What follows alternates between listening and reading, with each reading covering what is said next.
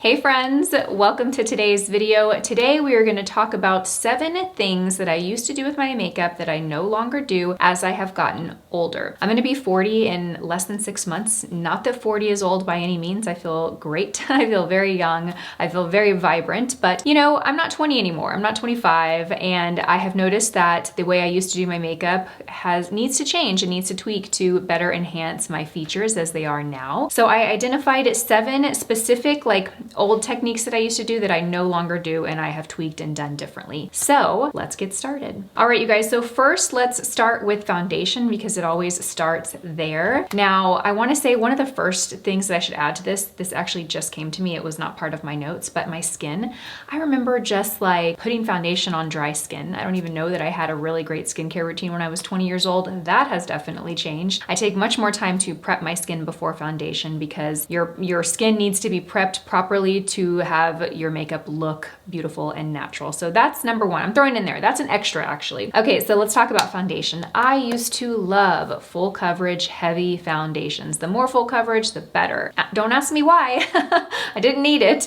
I've never really needed full coverage. I have been very blessed and grateful to have, pretty decent skin, but I'm very conscious now of the foundation, the amount of foundation that I use, also the textures that I use. I still like good coverage, but I try and find it in foundations that are lighter weight, that aren't thick, that aren't heavy. If I do migrate to a heavier foundation or one that is full coverage, I am very, very conscious of how much of that product I actually use. Another tip that you can remember if you are going to that go-to heavy full coverage foundation for a special event or whatever, you can always add a mixing medium, and that basically just means getting something to dilute that down. That can be a very sheer foundation that's very liquidy and watery. It could be a tinted moisturizer, or it could be your moisturizer. Just mix that in with a thicker, fuller coverage foundation, and that will dilute it down. So not that you have to give up your favorite full coverage foundation, but let's face it, as we get older, the more foundation and then products we put on our skin, the more it tends to magnify our texture in our skin. So I have really, really scaled back the amount of product that I use and also really narrowed it down to lighter weight consistencies. I'm going to list my favorite foundations in the description box below if you want to check those out. I will also put my shade names next to them so you can get an idea and reference point for what I wear in those. Okay, next, the thing that I have changed, the second thing that I have changed is concealer. Kind of goes along with foundation. I used to slather on concealer. I would do the whole triangle all over the face. It didn't matter how thick the concealer was, I would just put it on there and blend it in. And that has certainly changed. Now I really concentrate my concealer to go right here in the inner corner because I have this little vein that leans pretty green and you can really see it on my eyes without concealer. So I'll apply the concealer there, and then I'll apply a little bit here to kind of lift the eye. And then I will use a concealer brush or a beauty sponge to blend that product out and bring it underneath here. There's really no need to apply it all under here. Just take what you apply here, take what you apply here, and bring it inward. So the amount of concealer and also the texture of concealers. I will also list a few of my favorite concealers down below. Now I do like a pretty full coverage concealer. That is the one area I really like covered, and I like to have that brighter highlighted look with my concealer. So I have found a few formulas that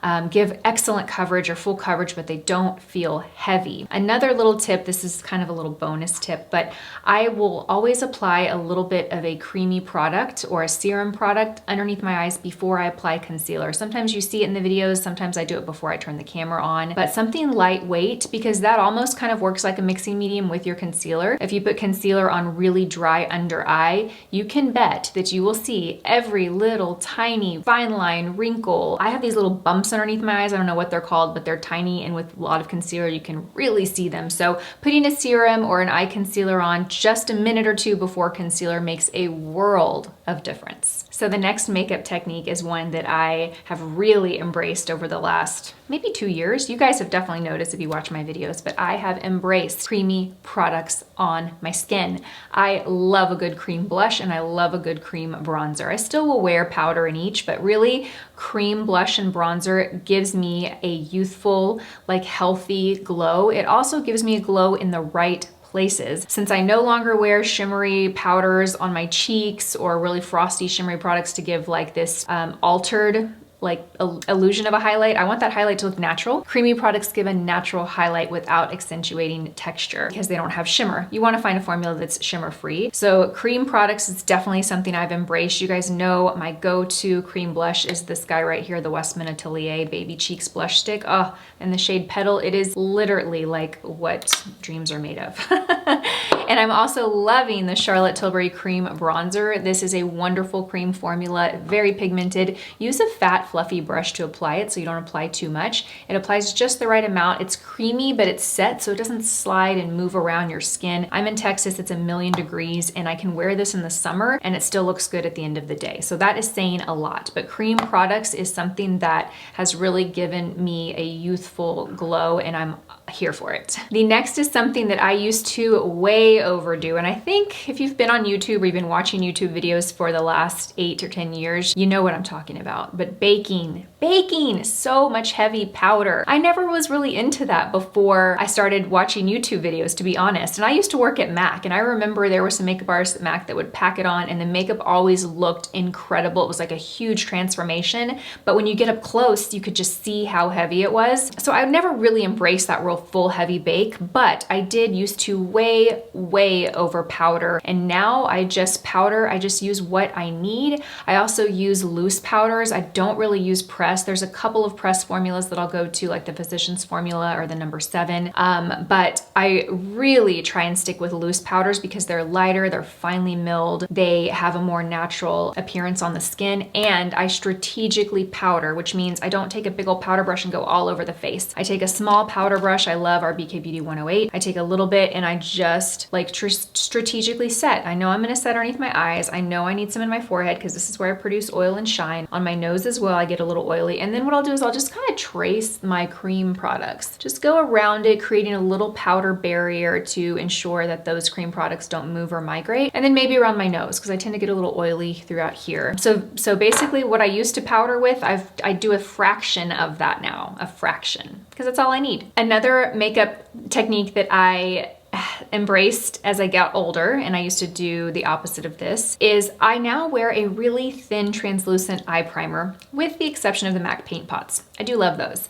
and I'll put powder on top of those. But for the most part, if I'm gonna be wearing powder eyeshadows, I love to use something like the Milk Grip Eye Primer or something that's very thin. If I use something that's thicker, I will make sure that I really shear that out with my fingertip. It's all about little bitty layers. When I was younger, I used to grab the MAC, I think they were called paints. I don't think they still make that product anymore. There was one shade called Shimma Shimma. No, that's a Makeup Geek. Anyway, it was really highly frosted, thick paint, and I would put that on my eye, and then I would put powder shadow on top of it. And it was just, I could never do that today. So it's all about little thin layers. I just need a little thin layer to grip my shadow, give it something to adhere to, keep it on all day. But I don't want to create a heavy layer of products on my eyelid because my eyelids are very delicate skin. And again, anything that I put on top is just going to magnify texture, and I don't want to do that. So I stick with very lightweight, sheer eye primers. Another makeup, I don't want to call it a mistake, but another thing that I used to do when I was younger that I definitely don't do anymore is wear heavy frosts on my eyelid. Now, I still wear shimmer and I still love a sparkle. I have a little bit on my eyes today, and I still find products that are very shimmery, but the textures are so lightweight and sheer these days. And I will say that, you know, 20 years ago, we didn't have the makeup products that we have today.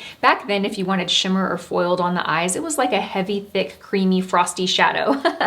And not that there's anything wrong with that. Again, this is me, the way that I have changed my makeup habits. But if you love that, don't let me stop you from wearing that, okay? I just want to put that out there because makeup is very personal. But I no longer wear heavy textured frosty shadows on my lids. I can find nice pretty satins or shadows that have a little bit of sheen to them. I can find pretty like foiled shadows that are very thin. Like for an example, one of my favorites is this formula from Dior. I don't know what the formula name is. It has this little 5-shade palette, and this rose gold is so beautiful. As you can see, it's very shimmery, but it is so thin, and it's just an easy product to sheer out. So I can still get that beautiful shine without a heavy product. The next makeup mistake that I used to make, and I can say this was a mistake because I did it all wrong. Back when I was younger, I used to do very strong, heavy, angular brows. And I think that was the trend back then. I don't know. I think it was. I'd like to say that I wasn't going around doing people's makeup with these strong angular brows that weren't in, but at the time they were so boxy and angular.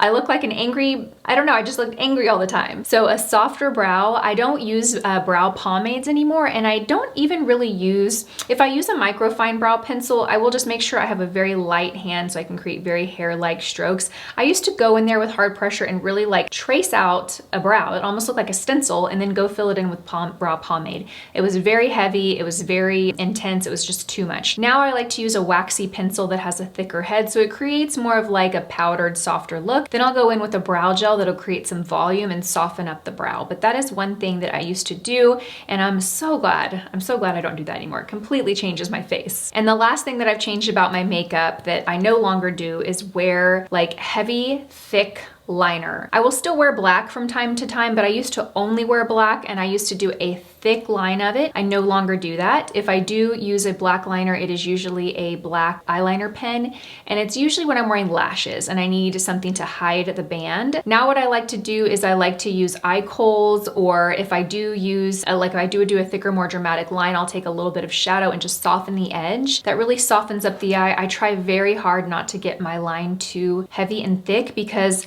my eyes, you know, as I get a little bit older, things start to fall down a little bit and you don't see as much lid space anymore. So if I have a really thick, heavy eyeliner, that's all you see. You don't see any shadow, you don't see any softness to the eyelid. So I really, really try carefully to keep that liner as thin as I possibly can. Also on the lower lash line, I have pretty much given up black liner on the lower lash line. I really lean towards using bronze shades, or like amber shades, or shades that have shimmer to them, because shimmer reflects light and it automatically softens the look. I don't really do like matte or strong liner on the bottom. I will stick with something very soft and sultry and smoky like this, just to give a softer look. So those are some makeup techniques, makeup hacks that I now do that I have had to change as I've gotten older. I would love to know, how has your makeup evolved as you've gotten older? What are things that you used to do that you find you have to tweak or alter as you get a little bit older? Share down in the comment section below. I'm pretty sure I shared more than 7. I'll have all the products that I recommend and my favorite products listed and linked in the description box below for you. Thank you so much for your time in watching this video, and I will see you guys in my next one. Bye.